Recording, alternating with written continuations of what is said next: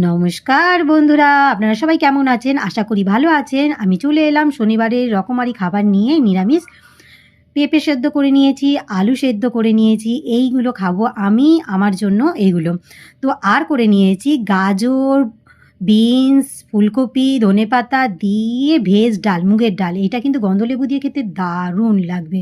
একবার আপনারা খেয়ে দেখবেন, হাত চাটবেন। আর হচ্ছে রেজালা, উচ্ছের রেজালা, ব্যাপক খেতে। তার সঙ্গে বাঙালির সবচেয়ে প্রিয় আলু পোস্ত।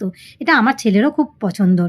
আর করেছি বটবটি বাটা, বটবটি বাটা, আর হচ্ছে শাক ভাজা, লাল শাক ভাজা, তার সঙ্গে বেগুন ভাজা, আর হচ্ছে ক্যাপসিকামের বড়া।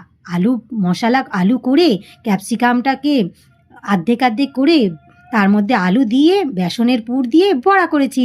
ব্যাপক খেতে কিন্তু এটা হয়। ও দেখুন কত সুন্দর লাগছে না দেখতে। চলুন খাওয়া যাক। এরপরে আর কি করেছি আর একটু দেখে নেন। আর তো কিছুই সেরকম নেই। তো এই আলুটা যে আমি পুরটা দিয়েছি সেটা একটু বেঁচে গেছে। তো এই আলুর পুরটা দিয়ে ডাল দিয়ে গন্ধলেবু দিয়ে ভাত মেখে খেতে সেই লাগবে সেই। যদি আপনাদের ভালো লেগে থাকে এই রকমারি খাবারগুলো, তো চলে আসুন সবাই একসঙ্গে খাওয়া যাক। ওকে, টাটা, বাই বাই।